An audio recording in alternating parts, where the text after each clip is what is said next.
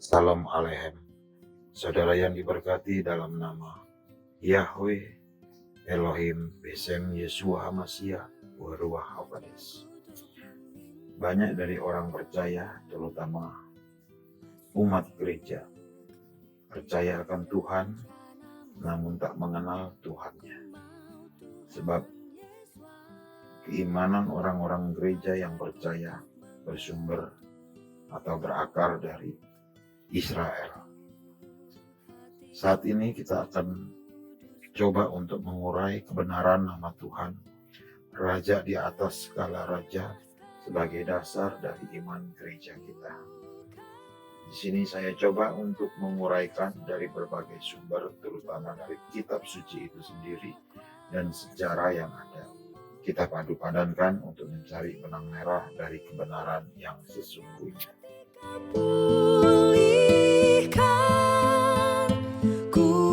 Latar belakang. Selama ini kita mengenal kata Tuhan dari sumber Alkitab yang diterbitkan oleh Lembaga Alkitab Indonesia, di mana di dalamnya dikatakan nama Tuhan itu adalah Allah. Nama ini telah melekat di kalangan umat Kristiani sebagai nama Tuhan dan dipercayai tanpa mempertanyakan kebenaran nama tersebut. Seharusnya kita berpikir dari mana nama itu aslinya, karena asal-usul kepercayaan adalah dari bangsa Israel dan bukan dari bangsa lain, apalagi bangsa Arab.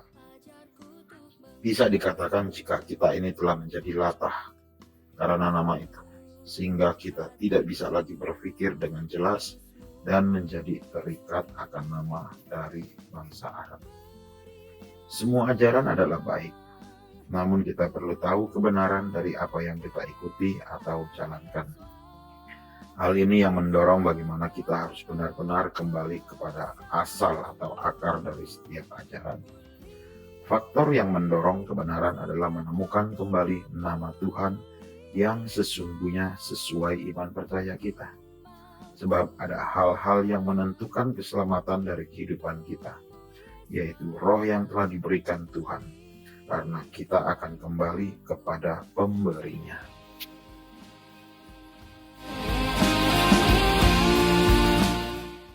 Fakta-fakta lain. Sumber ketuhanan umat Kristiani adalah bangsa Israel, yang merupakan umat Yahudi, dan mereka menggunakan bahasa Ibrani. Peradaban Israel ada sebelum Masehi.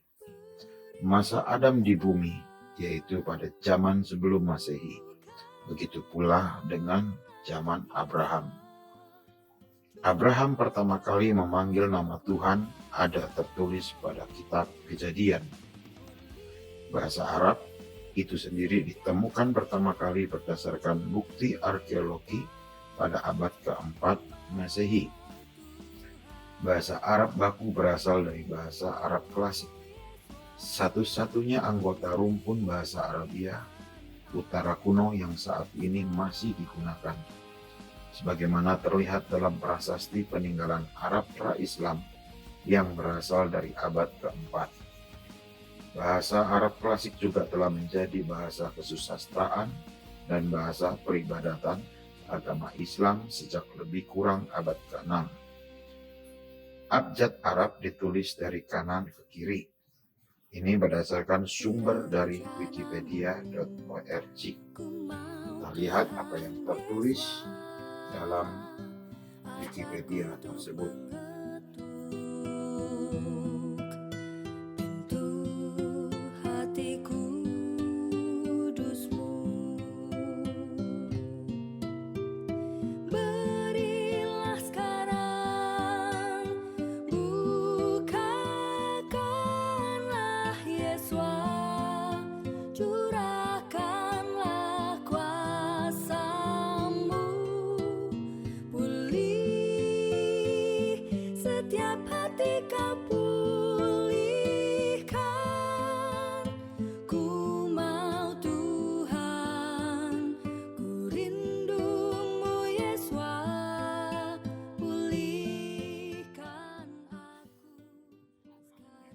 Fakta lainnya, kitab suci bangsa Israel menggunakan bahasa Ibrani, yaitu di kitab Torah dan bukan bahasa bangsa lainnya. Tuhan memperkenalkan dirinya pada Abraham. Musa menggunakan nama yang berasal dari bahasa Ibrani, yakni Yod-He-Wah-He, atau kita kenal sebagai Yahweh.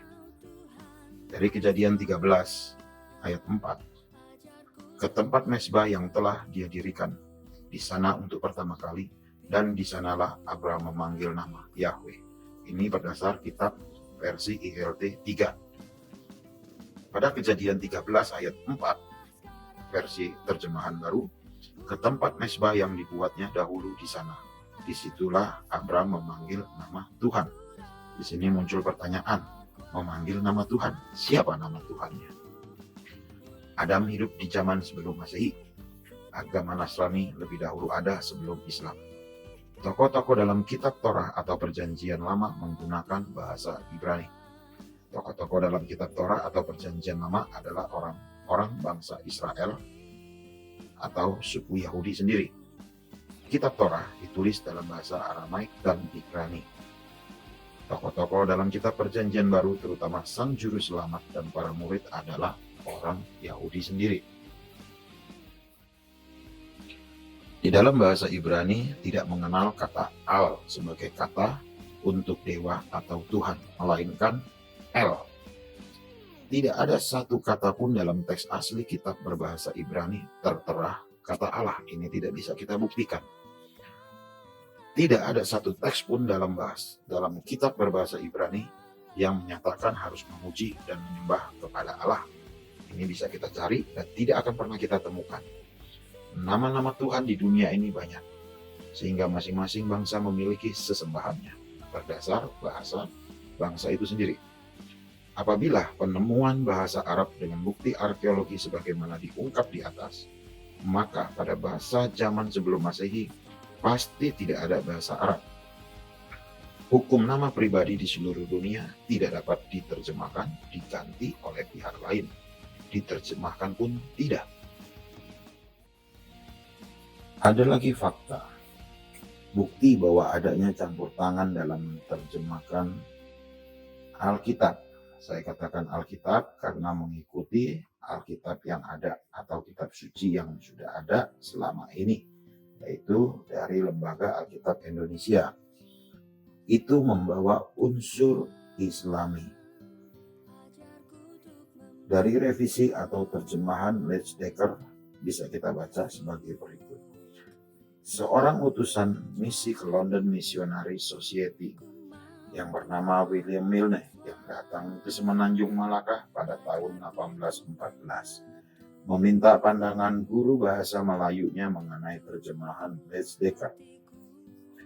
Guru bahasanya adalah Abdullah bin Abdul Qadir yang dikenal dengan sebutan Munsi Abdullah.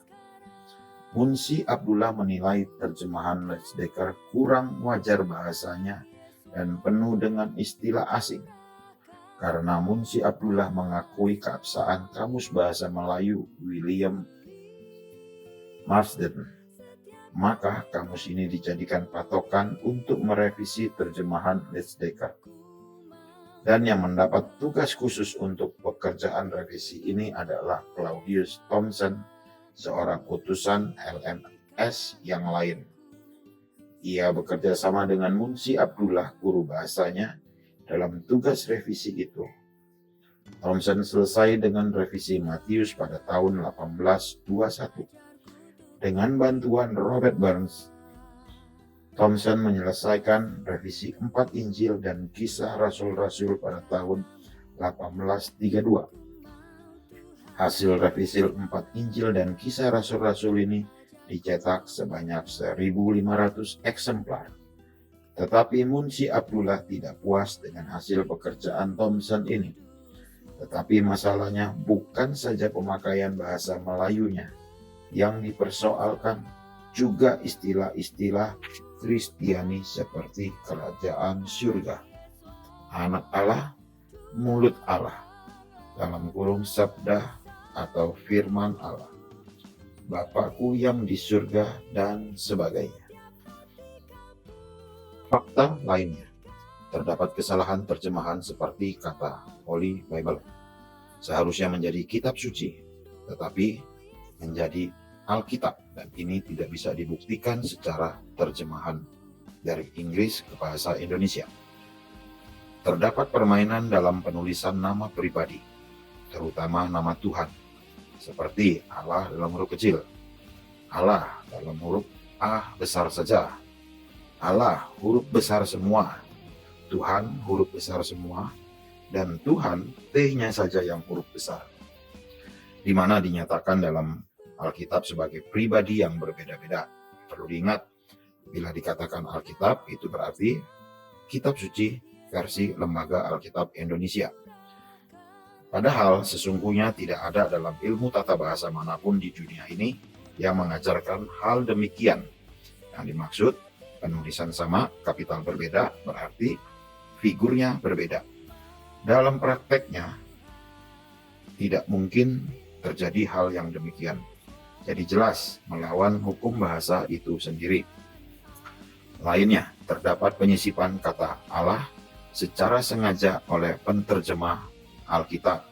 Contoh pada Yesaya 43 ayat 15. Di dalam LAI ditulis, Akulah Tuhan yang Maha Kudus, Allahmu, Rajamu yang menciptakan Israel. Bandingkan dengan Yesaya 43 ayat 15, kitab suci versi ILT 3. Akulah Yahweh yang Maha Kudusmu, pencipta Israel, Rajamu. Dalam bahasa Inggris pun tidak akan ditemukan kata Allah tersebut. Jadi jelas ada unsur kesengajaan untuk disisipkan di dalam terjemahan Lembaga Alkitab Indonesia. Fakta lain, Tuhan itu harus punya nama. Nama Tuhan tentunya harus berasal dari bahasa di mana umat tersebut mengenal bahasa dan mengerti dalam bahasa umat tersebut, baik pengucapan maupun penulisannya. Dalam prakteknya, kata Elohim itu sama dengan Allah dalam bahasa Arab, dan bukanlah nama pribadi seperti yang umat gereja kenal saat ini, melainkan merupakan kata umum atau gelar. Dalam kitab Perjanjian Baru, Sang Juru Selamat adalah bangsa Yahudi karena dilahirkan di Israel. Sedangkan murid-muridnya juga sebangsa, yaitu Yahudi juga. Jadi mereka akan berkomunikasi dengan bahasa mereka sendiri, yaitu Aramaik atau Ibrani. Sang Juru Selamat tidak akan menggunakan bahasa Arab, karena bahasa tersebut baru ada pada abad keempat seperti kita uraikan di atas sebelumnya. Dalam kitab Perjanjian Baru, saat Pentakosta dikatakan orang Arab, bukan bahasa Arab.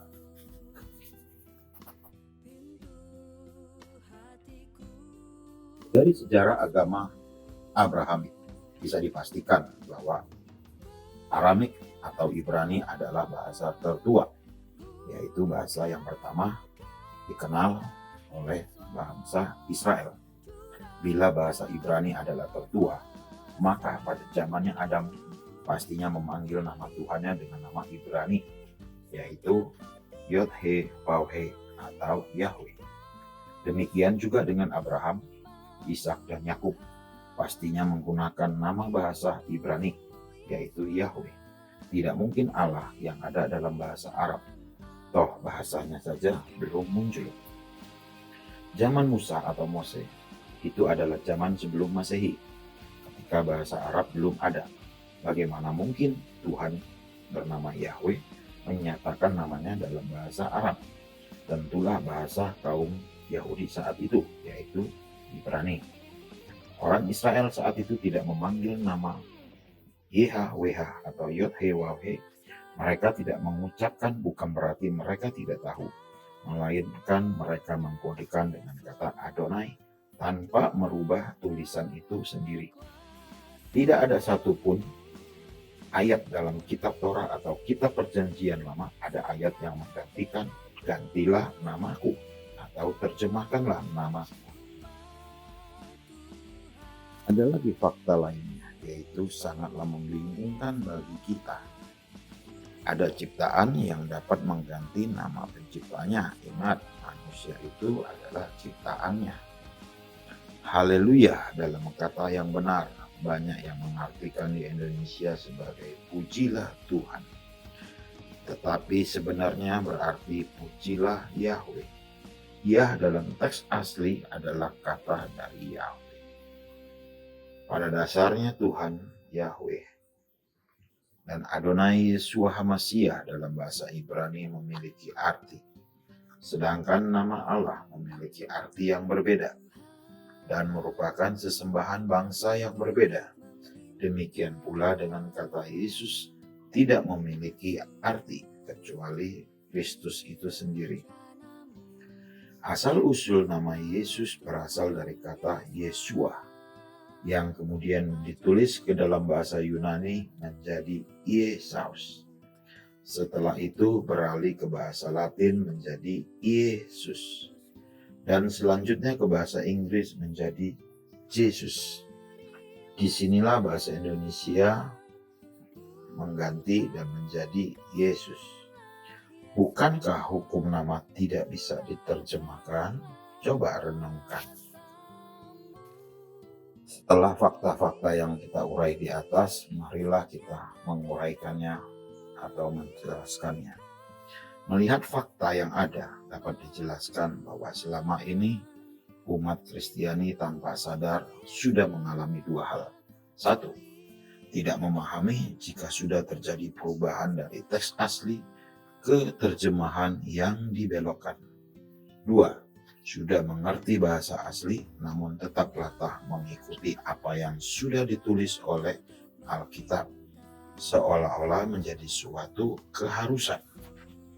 Senyatanya, sebagai umat Kristiani yang dewasa, kita harus mulai mengkoreksi apa yang sudah salah, bukan sebaliknya, menyembunyikan suatu kesalahan hanya karena sudah terbiasa dan dinyatakan sebagai suatu kebenaran yang kosong. Beruntung pada zaman modern ini kita sudah ada beberapa orang yang dengan hikmat yang diberikan oleh Bapa Yahweh memberikan pencerahan. Demikian juga untuk mereka yang telah berkontribusi dalam menerbitkan kitab suci yang mendekati kepada kebenaran seperti terjemahan versi ILT 3. Sehingga kita bisa memiliki perbandingan atas teks kitab suci kita. Zaman saat ini mudah bagi kita untuk menyelidiki berbagai pengetahuan melalui media-media yang sudah ada. Apalagi dilengkapi dengan internet yang sudah menjangkau ke seluruh pelosok. Kita lihat seperti tertulis pada kitab Keluaran 35 ayat 10. Dan setiap orang yang berhikmat hatinya di antara kamu, biarlah datang dan mengerjakan semua yang telah Yahweh perintahkan. Artinya, hanya yang diberi hati yang berhikmat bisa mengenal nama Tuhan itu. Keluaran 22 ayat 20, jika dilihat dalam terjemahan baru. Siapa yang mempersembahkan korban kepada Allah, di sini lihat huruf kecil semua, kecuali kepada Tuhan sendiri, haruslah ia ditumpas. Bandingkan dengan Keluaran 22 ayat 20 versi ILT 3. Siapa yang berkorban kepada ilah-ilah selain kepada Yahweh, haruslah dia dibinasakan. Coba bandingkan mana yang lebih pantas untuk kita baca dan kita benarkan. Di bawah ini ada daftar nama Tuhan dari berbagai bangsa dan bahasa. Dan ini hanya sebagai contoh saja. Kalau kita lihat di atas tadi bahwa akan diberikan contoh atas nama-nama Tuhan. Contoh nama Tuhan seluruh bangsa. Yang artinya adalah Yahweh tidak sama dengan Allah karena berasal dari Arab. Tidak pula sama dengan Abasi karena dari Nigeria. Abgal merupakan bahasa Mesopotamia. Anansi dari Ghana. Apollo yang merupakan sesembahan Romawi dan Yunani. Mbumazi dikenal oleh subbangsa Kongo. Dewi Sri itu menjadi pemujaan orang-orang Jawa. Tuatha De Danann dari Irlandia. Yaluk merupakan sesembahan suku Maya. Zeus merupakan dewa tertinggi Yunani, dan seterusnya. Ada 1653 daftar nama sesembahan. Tidak ada sesembahan yang bernama Tuhan. Tidak satu pun ada. Jadi Tuhan itu adalah generic name, bukanlah nama. Mari kita lihat berdasarkan kitab suci. Di sini saya akan mengambil dari ILT 3 karena merupakan koreksi atas terjemahan dari Lembaga Alkitab Indonesia. Kamu menyembah apa yang tidak kamu kenal. Kami menyembah apa yang telah kami kenal, karena keselamatan itu berasal dari orang-orang Yahudi.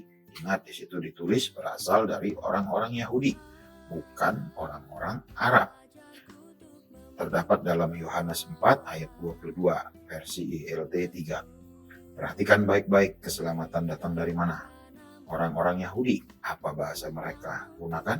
Tentulah Aramik atau Ibrani, bukan bahasa Arab, bukan. Lanjut, dijelaskan di atas bagaimana Abraham mengenal nama Yahweh. Demikian pula pada Kejadian 28 ayat 13 versi ILT 3. Dan tampaklah Yahweh berdiri di atasnya, dan dia berfirman, Akulah Yahweh, Elohim Abraham dan Elohim Ishak bapakmu. Tanah yang di atasnya engkau berbaring ini, aku akan memberikannya kepadamu dan kepada keturunanmu. Sedangkan bila melihat kepada terjemahan baru, terlihat jelas nama Elohim diganti dengan Allah, sementara kata Yahweh menjadi Tuhan. Bahkan kata atas menjadi di samping. Jelas ada kekeliruan terjemahan, di mana nama menjadi gelar, gelar menjadi nama. Seperti halnya yang tidak berarti ketika terjemahan berubah. Tetapi kata atas dan samping jelas berbeda dan berdampak. Apalagi itu nama pribadi, Sang Pencipta. Di sini kita perlu pahami di mana nama, di mana gelar. Seperti di atas tadi, Elohim yang disembah oleh Abraham, Ishak, dan Yakub. Siapakah Elohim mereka? Elohim Abraham, Ishak, dan Yakub. Tentulah Yahweh dan bukan Allah. Jadi sangat salah bila kita memanggil Allah, karena pencipta langit dan bumi yang menciptakan Adam dan Hawa dan yang disembah Abraham, Ishak, dan Yakub itu adalah Yahweh. Mari kita lihat pada Ezra 4 ayat 7 versi ILT 3. Bunyinya, dan pada zaman Artasasta, Islam Mitredat dan Tabel serta sahabat-sahabat mereka yang lain menulis kepada Artasasta Raja Persia, dan surat itu ditulis dalam tulisan Aram dan diterjemahkan dari bahasa Aram. Jelas bukan, pada zaman Perjanjian Lama bahasa yang digunakan adalah Aram, bukan Arab. Jelas bahasa sebelum Masehi adalah Aram, bukan Arab. Tidak ada satu ayat pun dalam Perjanjian Lama melukiskan adanya bahasa Arab telah ada. Jadi, bagaimana mungkin kata yang sejelas-jelasnya berasal dari bahasa Arab ada di zaman sebelum Masehi tersebut? Sementara bahasa itu sendiri belumlah dinyatakan. Bila kita mengatakan tentang nama Tuhan, maka banyak orang-orang Kristiani akan mengatakan Tuhan melihat hati. Dia tahu kepada siapa hati kita untuk menyembah. Seringkali kita mendapati kalimat Tuhan Maha Tahu. Dia melihat hati. Dia tahu Tuhan mana yang kita tuju. Nama tidak menjadi masalah, tapi mereka lupa. Kita akan merujuk kepada kitab versi ILT 3, karena di dalam Alkitab LHI yang menjadi bahasan kesalahan dan kitab suci ILT 3 yang belum banyak diketahui, sesungguhnya kebenaran itu ada di sana. Dalam bahasa Inggris kita disebut sebagai Holy Bible. Ini sebagai contoh, artinya kitab suci dan bukan Alkitab. Ini merujuk pada Al-Quran. jelas salah terjemahan. Ini sebagai suatu bukti bahwa adanya kesalahan tersebut. Pada Keluaran 3 ayat 15 sampai dengan 16, ILT 3, dan Elohim berfirman lagi kepada Musa, katakanlah demikian kepada Bani Israel, Yahweh Elohim leluhurmu, Elohim Abraham, Elohim Ishak, dan Elohim Yakub telah mengutus aku kepadamu. Itulah namaku untuk selama-lamanya, dan itulah pengingat bagiku turun-temurun.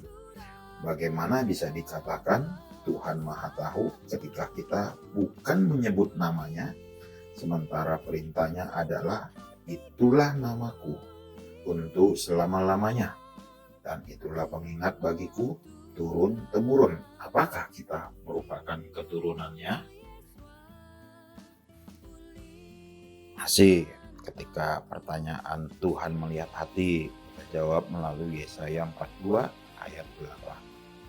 Akulah Yahweh, itulah namaku, dan aku tidak akan memberikan kemuliaanku kepada yang lain dan pujianku kepada patung.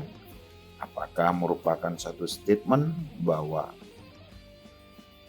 Tuhan Yahweh tahu hati setiap orang ketika memanggil namanya dengan kata-kata yang lain? Lagi ada Yesaya 43 ayat 15. Masih versi ILT 3. Akulah Yahweh yang Maha Kudusmu, pencipta Israel, rajamu. Nanti saudara-saudara bisa bandingkan dengan terjemahan dari Lembaga Alkitab Indonesia. Yesaya 52 ayat 5. Dan sekarang apakah yang ada bagiku di sini, firman Yahweh, sebab umatku telah diambil untuk kesia-siaan. Mereka yang memerintah meratap, firman Yahweh, dan namaku dihujat terus-menerus setiap hari. Begitulah kesan dari Bapak Yahweh ketika melihat namanya tidak disebutkan. Kita lanjut. Pada Keluaran 23 ayat 25. Dan kamu harus beribadah kepada Yahweh Elohimmu. Maka dia pasti memberkati roti makananmu dan air minumanmu. Dan aku pasti menjauhkan penyakit dari antaramu. Beribadah kepada siapa? Kepada Yahweh Elohimmu, bukan kepada ilah yang lain. Keluaran 23 ayat 24. Janganlah engkau sujud menyembah kepada ilah-ilah. Nah, ingat di sini. Jangan menyembah kepada ilah-ilah mereka. Jadi, ilah siapa? Ilah orang lain, ilah bangsa lain. Dan jangan mau dibimbing untuk melayani mereka. Tidak boleh dibimbing, artinya diarahkan, dan jangan berbuat seperti perbuatan mereka. Sebaliknya, engkau harus benar-benar merobohkan dan benar-benar menghancurkan tugu-tugu berhala mereka. Kejadian 15 ayat 7. Dan dia berfirman kepadanya, Akulah Yahweh yang membawa engkau keluar dari Ur Kasdim untuk memberikan negeri ini kepadamu untuk mewarisinya. Nah, marilah kita lihat apakah Yahweh satu dengan Yesua. Yesaya 40 ayat 3. Ada suara yang berseru-seru di padang gurun, persiapkanlah jalan Yahweh, luruskanlah jalan raya di belantara bagi Elohim kita. Kita lihat ke Lukas 3 ayat 4. Sebagaimana yang tertulis di dalam kitab perkataan Nabi Yesaya yang mengatakan, ada suara yang berseru di padang gurun, persiapkanlah jalan Yahweh, buatlah lurus alur-alurnya. Dari dua ayat ini kita akan mendapati sinkronisasi antara nubuatan dan kedatangan Yesua yang adalah Yahweh. Siapa yang akan datang di saat Lukas menulis itu adalah Yesua sendiri, sedangkan firman-Nya mengatakan sebelumnya adalah Yahweh. Berbeda bila kita menggunakan sumber dari Alkitab. Di sini Lembaga Alkitab Indonesia ya saudara-saudara. Tuhan yang mana? Siapa namanya? Sedangkan nama Tuhan banyak sebagaimana kita sebutkan sebelumnya di atas. Lanjut, kita buktikan bahwa bangsa Israel pada zamannya memanggil Yahweh. Pada Kejadian 15 ayat 8. Dan dia menjawab, "Ya Tuhan Yahweh, dengan cara bagaimana aku akan mengetahui bahwa aku akan mewarisinya?" Kejadian 9 ayat 26. Dan dia berkata, "Diberkatilah Yahweh Elohim Sem, dan biarlah Kanaan menjadi budak baginya." Kemudian Kejadian 14 ayat 22. Tetapi Abram berkata kepada Raja Sodom itu, "Aku telah mengangkat tanganku kepada Yahweh, El Elyon, yang empunya langit dan bumi." Lihat juga Kejadian 15 ayat 2 dan 8. Kejadian 16 ayat 2 dan 5. Kejadian 24 ayat 26 dan 27. Kejadian 24 ayat 42 dan banyak lagi ayat-ayatnya. Untuk memastikannya, saudara-saudara bisa mendownload aplikasi kitab suci yang berdasarkan bahasa Ibrani. Bisa juga dari aplikasi interlinear Hebrew, itu bisa dipakai. Lanjut, kita bagaimana bangsa Israel memanggil nama Tuhan kita Yahweh. Pada Keluaran 5 ayat 2. Bahkan dalam ayat ini, Firaun yang adalah bangsa Mesir menyebut Elohim dengan kata Yahweh. Pada kitab Yosua 24 ayat 24, di zaman Yosua umat Israel beribadah kepada Yahweh. Di dalam kitab Mazmur akan kita temui banyaknya kalimat penyebutan, penyembahan, dan pujian umat Israel kepada Yahweh Elohim. Lagi pada Mika 7 ayat 7. Namun aku akan memandang kepada Yahweh, aku akan menantikan Elohim keselamatanku. Elohim akan mendengarkan aku. Masih banyak lagi ayat-ayat lainnya sebagai bukti bahwa yang disembah umat Yahudi saat itu adalah Yahweh dan bukan ilah-ilah lainnya atau dari bangsa lain yang menggunakan bahasa-bahasa bangsa-bangsa lain. Lantas bagaimana bila kita tidak menggunakan namanya? Karena tadi dikatakan banyak orang berkata Tuhan Maha mengetahui, Tuhan menyelidiki setiap hati. Padahal senyatanya banyak ayat yang menyatakan murka Yahweh atas namanya. Contoh di Kejadian 4 ayat 13 sampai 14, di mana Musa menolak tugas yang diberikan oleh Yahweh Elohim. Pada Keluaran 22 ayat 20, siapa yang berkurban kepada ilah-ilah selain kepada Yahweh haruslah dia dibinasakan. Bisa dibandingkan dengan versi terjemahan baru. Tadi sudah kita bahas di atas. Bilangan 25 ayat 3, dan Israel menggabungkan dirinya kepada Baal Peor, maka menyalalah murka Yahweh kepada Israel.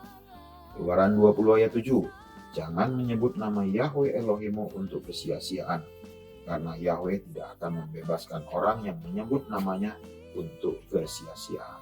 Menyebut dengan sia-sia saja tidak akan dibebaskan, apalagi menggantinya. Matius 15 ayat 8 sampai 9. Ayat 8. Bangsa ini mendekat kepadaku dengan mulut dan dengan bibirnya menghormati aku, tetapi hatinya menjauh dari aku. Dan mereka menyembahku dengan sia-sia, dengan mengajarkan ajaran perintah-perintah manusia. Mari kita baca pada Malaki 2 ayat 2. Jika kamu tidak mau mendengarkan, dan jika kamu tidak menyimpan dalam hati, untuk memberi kemuliaan bagi namaku, Yahweh Sebaot berfirman, maka aku akan mengirimkan kutuk ke antaramu, dan aku akan mengutuk berkat-berkatmu. Bahkan aku pun telah mengutuknya, oleh karena tidak ada satupun dari kamu yang menyimpan dalam hati. Apa yang disimpan? Namanya Tuhan kita, nama Yahweh.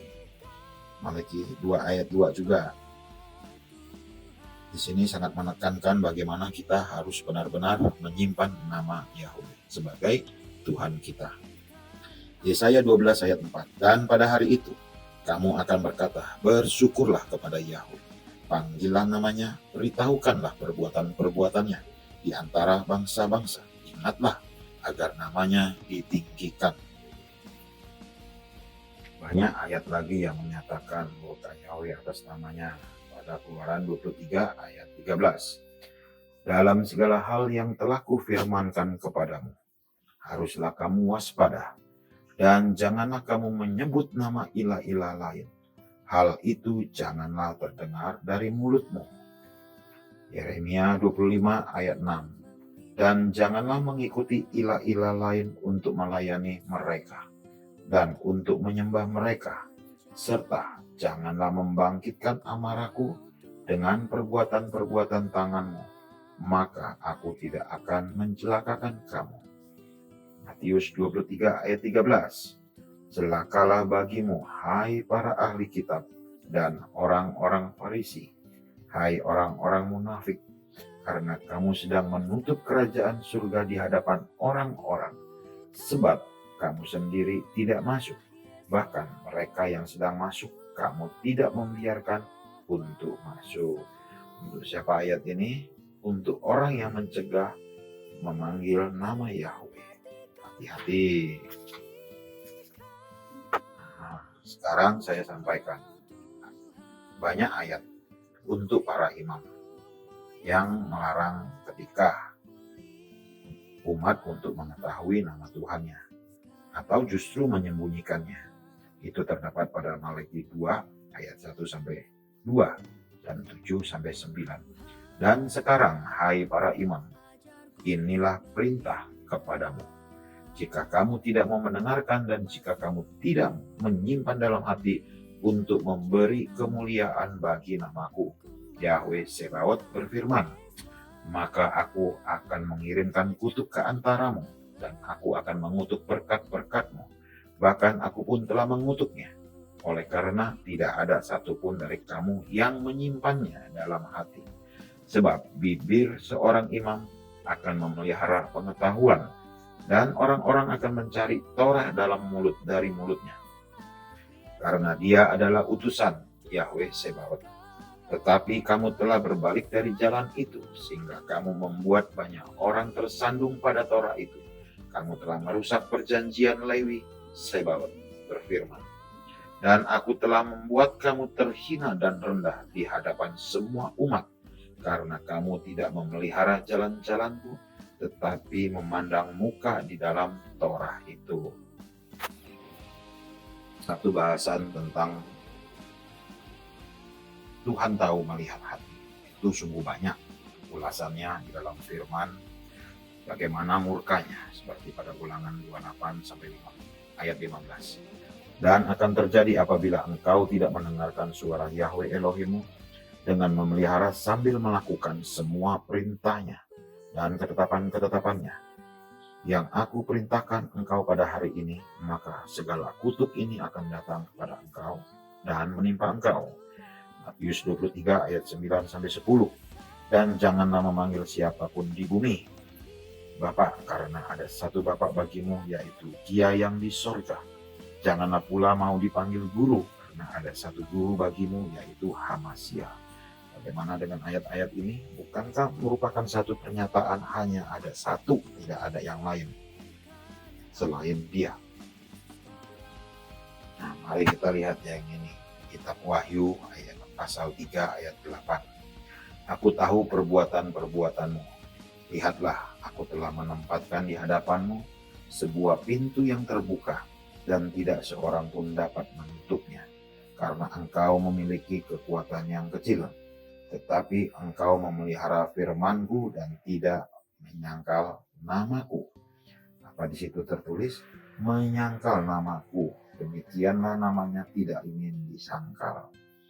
Dan masih banyak lagi ayat-ayat yang mempunyai makna yang sama dengan satu kesamaan, bahwa nama Yahweh Elohim mau dikenal, disembah, dipanggil, dan bukan dilupakan, diganti atau diterjemahkan. Olehnya kita dapat mengerti tentang firman dalam setiap ayat kitab suci. Yeremia pasal 23 ayat 25 sampai 26.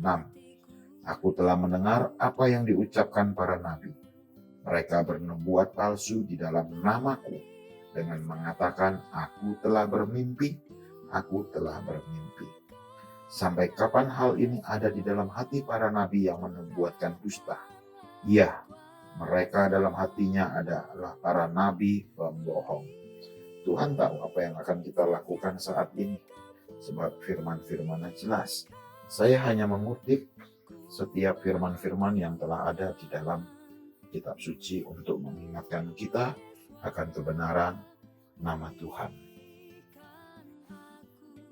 Akhirnya kita sampai pada satu uraian seperti tertulis di 1 Yohanes pasal 1 ayat 9. Jika kita mengaku dosa-dosa kita, Dia adalah setia dan adil, sehingga Dia akan mengampunkan kepada kita dosa-dosa itu dan membersihkan kita dari segala ketidakadilan. Yesaya 41 ayat 10. Janganlah takut, karena aku bersamamu.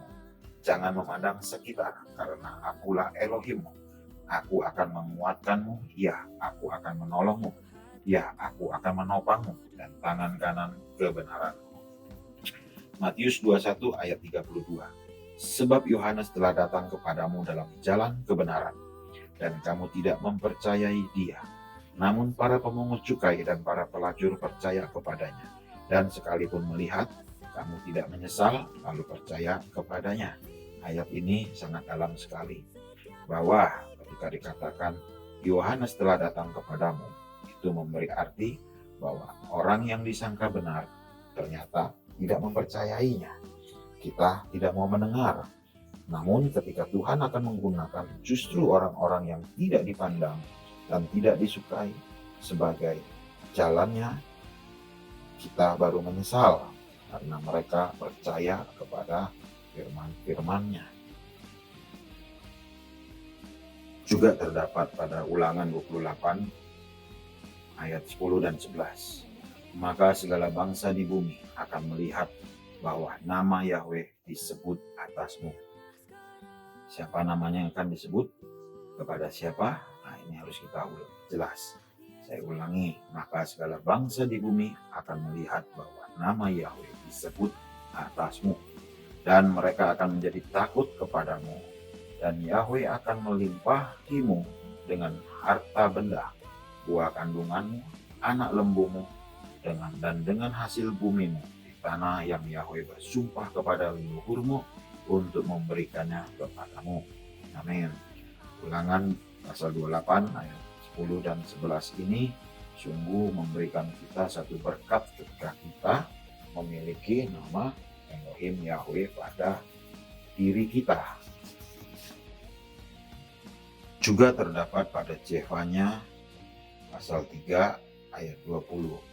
Pada waktu itu, ingat, pada waktu itu merujuk kepada hari-hari akhir.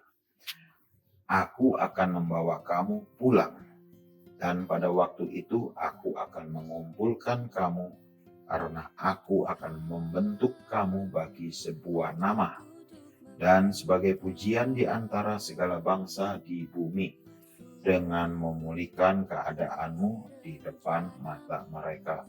Firman Yahweh. Pada Matius pasal 13 ayat 43 berbunyi, kemudian orang-orang benar akan bersinar seperti matahari dalam kerajaan Bapa mereka. Siapa yang mempunyai telinga untuk mendengar, biarlah dia mendengar. Matius 7 ayat 22 sampai 23. Banyak orang berkata kepadaku pada hari itu, Tuhan, Tuhan, bukankah dalam namamu kami telah bernubuat, dan dalam namamu kami mengusir roh jahat, dan dalam namamu kami melakukan banyak mukjizat? Dan pada waktu itu aku menyatakan kepada mereka, aku tidak pernah mengenal kamu, hanyalah dariku, hai kamu yang mengerjakan kejahatan. Bukankah suatu ironi di sini ketika orang banyak melakukan mukjizat di dalam nama Tuhan, tapi Tuhan kita justru tidak mengenalnya. Kenapa? Karena Sebutan Tuhan itu yang tidak benar dan bukan membawa namanya, sehingga kemuliaan tidak dinyatakan di dalam kemuliaan nama Tuhan Yahweh sendiri. Pada kitab bagian akhir tertulis pada Wahyu 22 ayat 18-19. Sebab aku bersaksi bersama setiap orang yang mendengarkan perkataan-perkataan nubuat kitab ini. Jika seseorang menambahkan sesuatu kepadanya, Elohim akan menambahkan atasnya bencana-bencana yang telah tertulis di dalam kitab ini. Dan jika seseorang membuang sesuatu dari perkataan-perkataan kitab nubuat ini, Elohim akan menghapus bagiannya dari kitab kehidupan dan dari kota kudus dan apa yang telah tertulis di dalam kitab ini. Kita harus sungguh mengerti bahwa kita tidak boleh mengubah apapun yang ada di dalam kitab suci kita, apalagi mengubah nama Tuhan yang sesungguhnya. Yesua sangat memiliki arti. Dalam bahasa Ibrani diartikan sebagai Yahweh is our salvation. Jadi sungguh-sungguh itu merupakan Yahweh sebagai penyelamat bagi kita, bahasa Indonesia. Dan tulisan Yod He Wah He tersebut juga memiliki arti simbol dari hurufnya sebagai behold the head, behold the Nile, yang artinya bergantung di tangan yang tergantung atau tergantung di atas aku. Itu sudah merujuk kepada Yahweh is, Yesua the same. Saudara-saudara yang dikasihi di dalam nama Yahweh Elohim, Besem Yesua HaMashiach, Waruah Hakodesh, semoga semua ini menjadi berkat bagi kehidupan kita.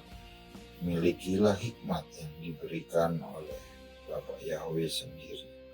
Haleluya. Amin.